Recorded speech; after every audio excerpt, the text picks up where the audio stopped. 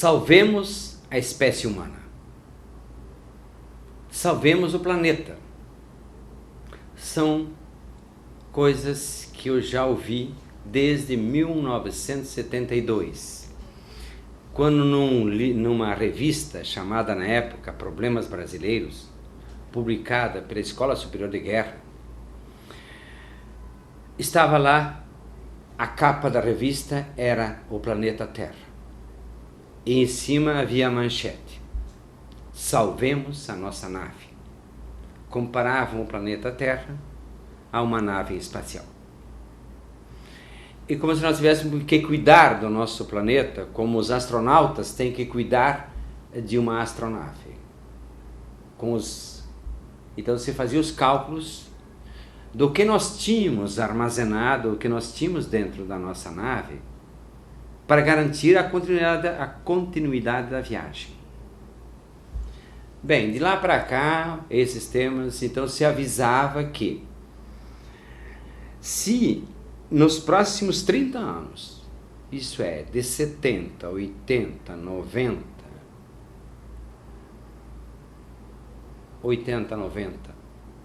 2000, 30 anos não houvesse uma redução dos elementos poluentes da estratosfera e da atmosfera, a tal da criação do efeito estufa não fossem reduzidos com significativa importância, lá pelo ano 2010 nós estaríamos assistindo o despertar de mais tufões, de mais tornados, de mais fenômenos de reação do planeta Terra em relação à agressividade que ele estava sofrendo por parte do único predador do planeta, chamado bicho-homem, ou bicho-ser humano. Então, desde então, eu comecei a observar e procurar dar minhas contribuições naquilo que eu podia, nas minhas palestras, nas minhas aulas, nos meus cursos e até nos meus livros. Então, o que eu tenho observado é que temos dois opostos. Atualmente, nós vimos agora, lançado na revista super interessante do mês de abril deste ano, 2011, o Clube dos Centenários, onde se fala de inúmeras pessoas que habitam esse planeta e que já passaram dos 100 anos. Então se apresenta nesse Clube dos Centenários, tal. Eu acho que esse clube foi mal levantado os dados estatísticos, porque no Brasil é apresentado como se nós tivéssemos 1% só, não sei se 1 ou 1%. Mas, fazendo uma avaliação superficial, a gente pode perceber que nós temos mais centenários do que normalmente são computados. O que significa isso? Que as pessoas estão vivendo mais tempo. Mas eu sempre digo, cuidado, alerta! Quem está vivendo mais tempo? As pessoas que tiveram uma educação, uma formação, que as pessoas não têm medo de trabalhar, que as pessoas não se estressam facilmente, que as pessoas gostam de viver o sabor da vitória nas conquistas que realizam. Me apresente um centenário que seja classificado como vagabundo. Ele sempre será uma pessoa que tem atividades. E atividades que lhe dão alegria, satisfação, ou que são, como dizem, prazerosas. Mas uma atividade prazerosa não é aquela que você faz sob o princípio de quê? Fazer o que gosta. Porque quem fica só fazendo o que gosta, na verdade, começa a achar tudo chato. Porque até aquilo que ele gostava perde o sabor.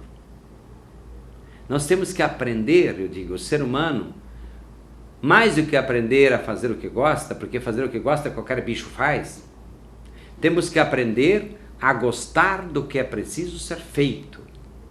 Eu digo, se eu não tivesse sido exigido na minha infância para ajudar a mãe, para trabalhar em casa, para fazer isso e aquilo, eu digo, e depois ter sido exigido para estudar, na verdade não precisava ser exigido, porque eu já tinha aprendido a cumprir meus deveres desde de casa, e eu saí de casa com 13 anos. Então, eu aprendi também a estudar, percebi que estudar era gostoso. Estudar era uma forma de sair do peso, da enxada e do sol quente da roça. Também. Mas mais importante do que isso é perceber que você pode desenvolver habilidades, capacidades, talentos que ajudam você a aprender a ser disciplinado, ter disciplina, ter organização, aprender a trabalhar. O que é trabalho? Por exemplo, dentro de um contexto familiar. Trabalho é tudo aquilo que a pessoa desenvolve, resultados que a pessoa alcança, que são benéficos ao grupo, seja da família, seja depois também na área profissional da empresa, etc. Então, trabalho é ser capaz de contribuir para o grupo, em benefício do grupo. Mas a pessoa então que aprende disciplina, organização e trabalho, ele aprende também a dedicar-se. O que é dedicação? É desenvolver uma atividade cujo resultado demora mais para ser alcançado. E só os grandes vencedores, aliás, só aqueles que são capazes de se exercitar, treinar, desenvolver, aprender a dedicação, que poderão ser grandes vencedores. E, consequentemente, sentir-se seguros frente à vida, confiantes frente às dificuldades, e esses que podem. Quem vive mais tempo são aquelas pessoas que se sentem mais confiantes frente à vida, mais seguras, porque desenvolveram habilidades, desenvolveram capacidades, desenvolveram talentos, que lhes permite desenvolver, lhes permitiu conquistar disciplina, organização, trabalho e dedicação. Eu digo que quem conquista esses 4 fundamentos, disciplina, organização, trabalho e dedicação, são os 4 alicerces para a pessoa ser competente. E quem aprende a ser competente não precisa pedir esmola, porque a sua competência é para conquistar os bens necessários à sobrevivência também.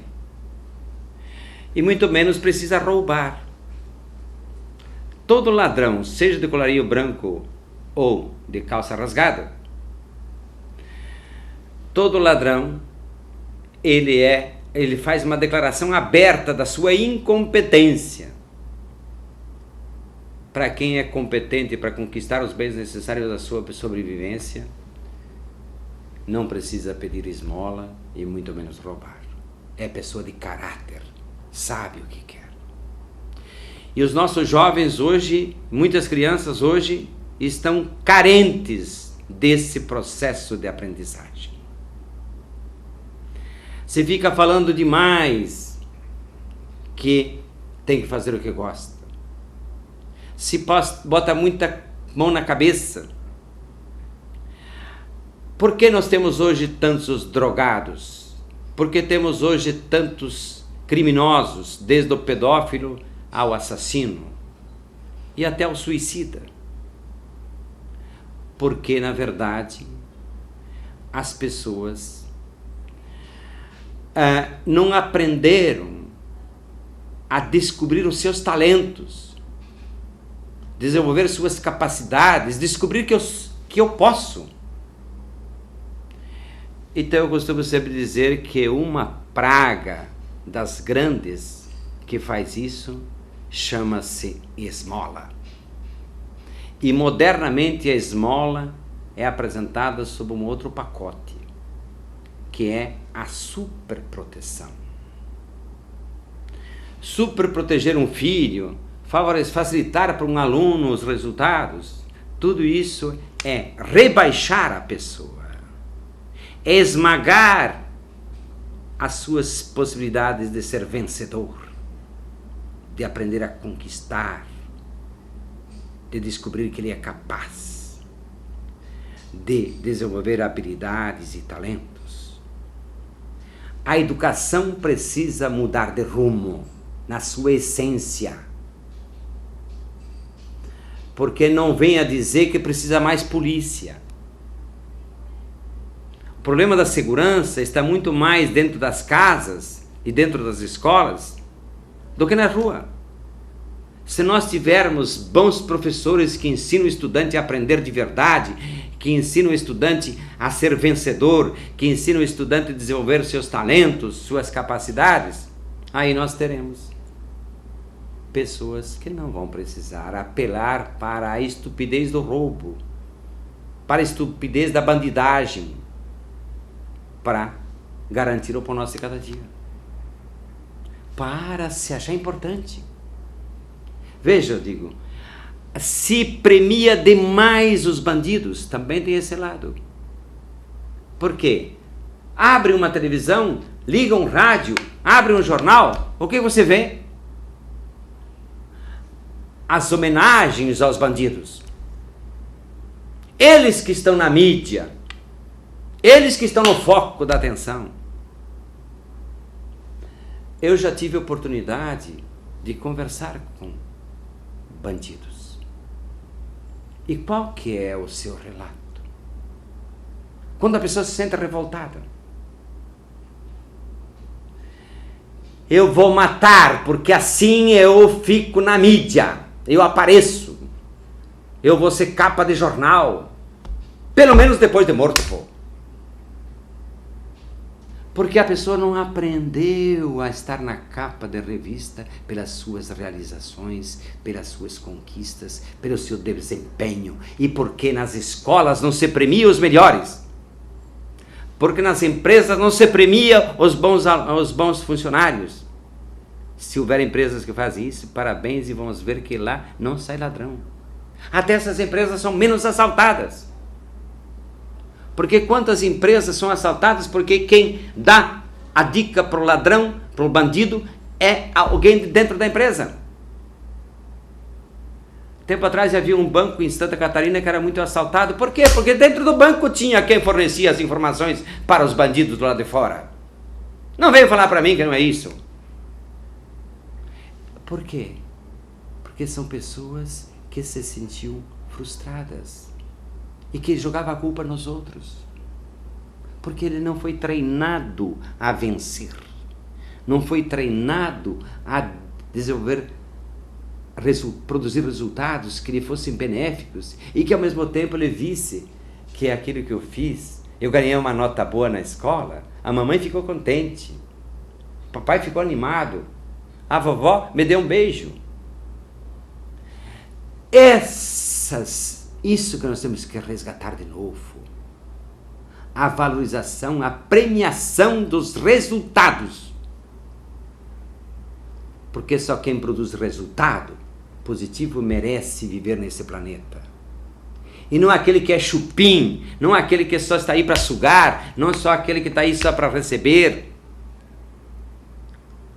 E o subprotegido é quem só recebe.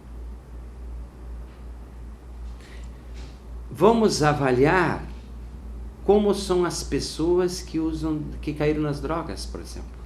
Por que foi para as drogas? Porque ele não tinha outra satisfação. Porque ele não aprendeu a alegria de sentir-se feliz porque fez o bem, porque ajudou a mãe, porque tirou uma nota boa, porque foi aplaudido pela professora na escola. Mas foi aplaudido de verdade e não ser apenas bajulado. Qual a diferença entre bajulação e elogio? Bajulação é elogiar aquele que não merece. Elogio é quando a pessoa merece e que a pessoa sabe que mereceu o elogio. Então essas questões são fundamentais, gente. Porque não há outro jeito de salvar o nosso planeta, a não ser salvando as pessoas. Olhem as estatísticas. Por que a pessoa... Eu digo, por que pedestres são atropelados? Porque eles têm na cabeça que têm direitos, que nas últimas décadas só se falou de direitos e não só falou de deveres. Então ele acha que tem direito de atravessar a rua e o carro que se cuide. Porque eu tenho direito de atravessar a rua. Mas também eu tenho o direito de morrer, desgraçado. Então nós temos que aprender a valorizar as coisas que merecem valor. Uma vez em Curitiba, eu lembro, eu perguntei para um médico lá do Cajuru, do hospital maior de Curitiba, quem eram os atropelados. Havia muito atropelado que morreu porque foi atropelado na calçada. Aí ele disse, dos atropelados não chega a 2% dos atropelados que foram atropelados nas calçadas. Esses podia ser um carro que se meteu fora do lugar dele. Mas se 90% ou mais das pessoas atropeladas tinham sido atropeladas no meio da rua, é porque o cara não parou para olhar se podia atravessar. Se vê um carro com alta velocidade, você percebe, é só prestar atenção um pouco. Ou você não sabe fazer esses cálculos porque você nunca aprendeu matemática na sua escola? Porque nunca aprendeu a matemática da vida de respeitar os seus limites? Então é preciso prestar atenção em tudo isso. Precisamos salvar o planeta, mas só tem um jeito: melhorando a qualidade dos seres humanos, não só reduzindo a quantidade, mas acima de tudo, melhorando a qualidade. Eu digo, a superpopulação do planeta está aí. Mas se fossem seres humanos de verdade, se fosse gente de verdade, não tinha tanto problema. Mas acontece que nós temos, entre os ditos predadores do planeta, os seres humanos predadores, nós temos muito mais gafanhotos que devoram florestas e não seres humanos. Temos pessoas que abusam de tudo. Suga petróleo nos poços para cuspir na cara da gente através dos canos de escape dos carros. Por quê? Porque todo mundo... Eu vinha vindo esses dias para o centro de Florianópolis e uma pessoa que me acompanhava no carro junto disse, tá vendo? 90% dos carros estão com uma pessoa só. E o trânsito entupido. Porque todo mundo se acha no direito de ter meu conforto. E não aprende a dividir. E não aprende a colaborar. E não aprende a somar para multiplicar. Então nós temos que mudar, acima de tudo, a forma de educar. Para que as pessoas aprendam a conquistar, a vencer. Saber que eu posso fazer um sacrifício aqui para ter um resultado melhor na frente. Que vale a pena fazer um esforço agora para depois obter um resultado mais benéfico e significativo. Para que construamos, sejamos cada vez melhores e possamos ser cada vez mais felizes. Obrigado.